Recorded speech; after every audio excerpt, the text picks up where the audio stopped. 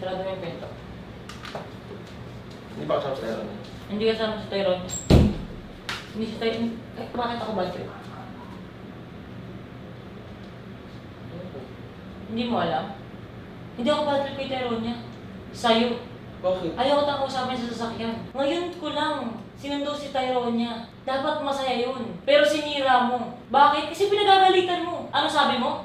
Pikon ka na? Dahil hindi siya sumasagot ng tawag. Anong usapan natin, bis? Ilang beses natin naging away to? Ako ang disciplinarian kay Tyrone niya. Ano ka, bata? Mabipikon ka sa bata? Bata ka rin? Pikon ka?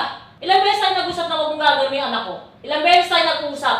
Gusto mo rin tokin kita, hindi mo anak si Tyrone niya. Wala kang karapatan. Ilang taon kong pinaghirapan yan, kaya wala kang karapatan sabihin na pikon ka sa anak ko. Ginagawa mo yung responsibilidad mo sa atin, sindo mo, wala problema araw-araw. Gets ko yun.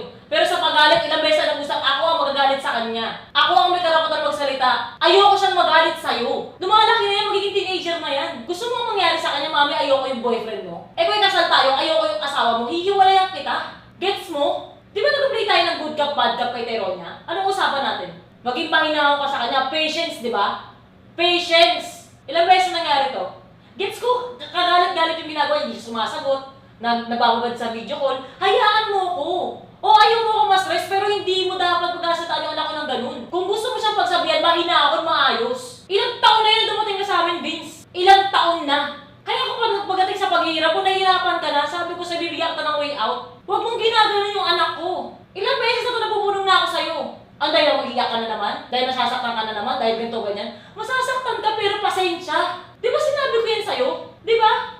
Ba't di ka makapagsalita? Ba't hindi pagtago sarili mo? Kasi may camera? Hindi ka patapos. Patapos na ako. Ako naman, side ko naman. Oh. Sa araw-araw na pagsusundo ko kay Tyrone niya, jowa, kung bakit ganun yung naging reaction ko, ilang weeks na siyang consistent na ganun. Na hindi na siya sumasagot sa call ko.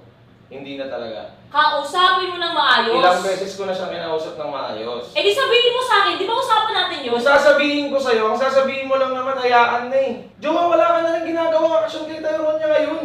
So, kakausapin mo siya ng ganun? Hindi!